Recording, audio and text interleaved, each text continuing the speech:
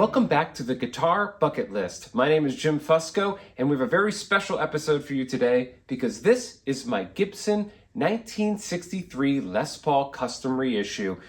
Well, it's kind of a little different than what you would see from a 1963 Les Paul.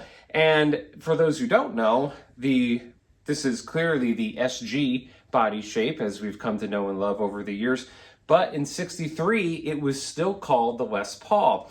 Now, the differences between the Les Paul and the Les Paul Custom in this era are widely known, but just for those who don't know, some of the appointments are the large mother of pearl, real mother of pearl inlays. You've got the custom headstock, and well, it's just a little fancier overall. This particular one here was kind of a combination Gibson mod shop and Gibson demo shop model. And the biggest difference is pretty clear. It's this custom color, this custom paint job. And when I saw it, I really fell in love with it. So how did we get to this point of me actually getting it?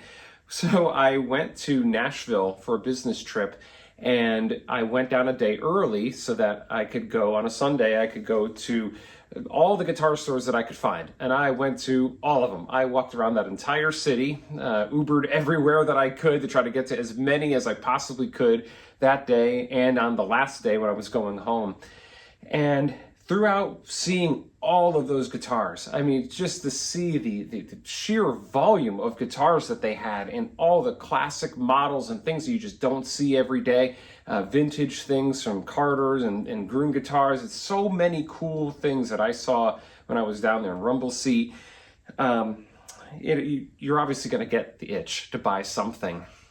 And so I just happened to be online and I noticed that they had this guitar. Actually, probably saw it earlier than that online on the Gibson demo shop. Probably saw it in a Trogley video or something like that when he reviewed, he goes through all the latest additions to the mod and demo shops. And so I noticed this one. It was a lot of money, way more than I would normally spend for a guitar, and just kind of kept an eye on it. And then one day, and just so happened to be when I was guitar hunting in Nashville, I went on to Reverb and noticed that this guitar now had a make an offer button. So that was pretty much it. At that point, I went back and forth with Gibson. They did not want to budge much on the price, but it did come down. And it was one of those things where I truly felt and still do feel that if I didn't get it, I would regret it forever, because we've talked about this a little bit on the channel before. I don't know if any of you out there kind of feel the same way, but I've always kind of had this romanticized vision of if I was famous, right? If people knew who I was for my original music, it's never going to happen, but it's not a nice thought. It's something you kind of think about when you record and do all this stuff. What would be, if I could pick one guitar to be associated with me, kind of like Bruce Springsteen with his blonde Telecaster. Like, that's what I always picture him with. We talked about Jeffrey Foskett from the Beach Boys in the ES335 episode and how he always had those type of guitars. These guys weren't necessarily guitar guys. You know, Springsteen's not busting out leads on all the songs, but he's just associated with it. It's not necessarily like, okay, it's got to be Hendrix's Strat or Jimmy Page's 3-pickup Les Paul Black Beauty. But it's just more of a look and a style and a feel that just says them. And I really do. I've in the sea of guitars that I've collected over the years for fun, this one here just might be it. And because Seafoam Mint, as this color is called, and you can kind of really appreciate, they did the whole refinish on the back and everything too. Seafoam Mint is my color. That's like the one that I gravitate to the most. I mean, we've got shades of it in many other places, right? I've got Seafoam guitars, I've got green guitars, I've got bluish guitars. This one kind of is at an intersection of those.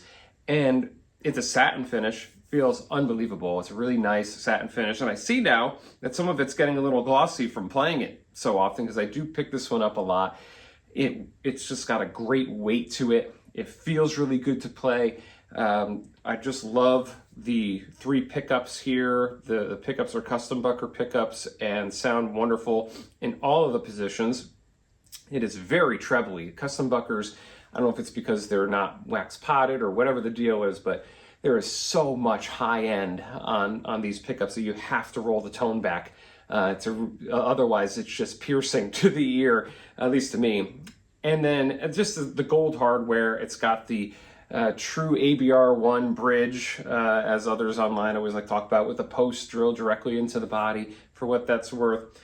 The only thing I wish they didn't do as much of a kind of faux aging job on some of the gold hardware. It's kind of turned like almost a pink in the middle here, like they just rubbed off right over that design that's in the middle of that Maestro Vibrola. And actually, that is the thing that this guitar is going to check off of the bucket list. I've always wanted one of those Maestro Vibrolas, and this thing just looks awesome. It's got the walrus tooth design on there. It does what it's supposed to do, and it's just such a nice look to it on this guitar.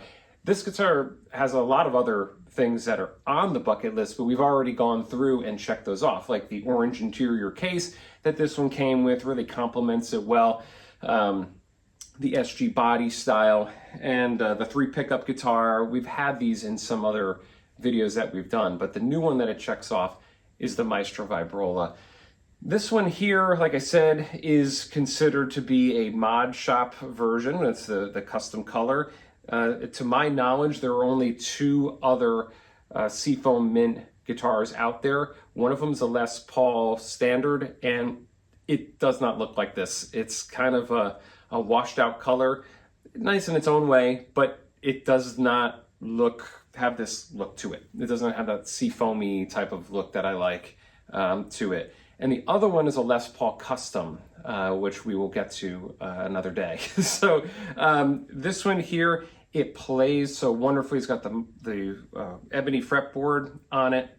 It's got a beautiful pearl. I mean, I don't know if it's coming through in the video here, but the pearl has such complementary hues to the rest of the guitar. It has the reissue strap buttons on the back that are really small and useless, but because it's a reissue, I don't replace the strap buttons there. I use a different method to hold the strap onto the guitar. And but because this is supposed to be a 63, even though clearly no 63s look like this back in the day, I try to keep the rest of it as close to stock as I can. And I do put strap locks on all the rest of them that aren't reissues. It's kind of where I draw the line. And then this came with some interesting things. It came with a Gibson strap that's like that seatbelt style strap, kind of new in the package. And it came with all the Gibson USA accessories, the black bag with the multi-tool and the polishing cloth and all that other stuff. But it's a reissue and it's a custom, and it's just an interesting thing. Like, you know, some of the ones I've got from the demo shop or the mod shop, they come with nothing, and some come with things that everything it should come with normally, and some come with things that it wouldn't normally come with. So I don't know, maybe they just try to use up parts from time to time. But yeah, so this is my custom SG, the 63 Les Paul Custom in Seafoam mint. I hope that there's some folks out there that think this is as cool as I do, and it's just such a fun guitar, and really one of the absolute top contenders for being my guitar. Again, for what that's worth. It's just a lot of fun. So let's give it a quick listen and hear how these custom buckers sound.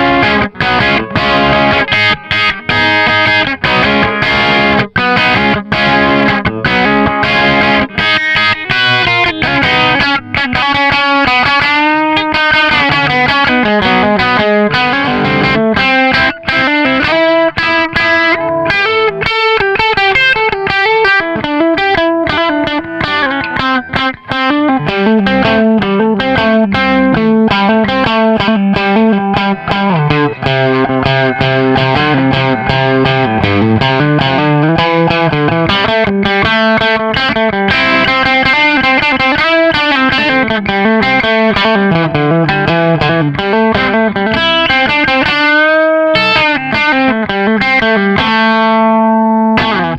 Gibson 1963 Les Paul Custom Reissue checked one item off of the bucket list, bringing us to 42 out of 64 items. Make sure to check out GuitarBucketList.com for all the latest updates.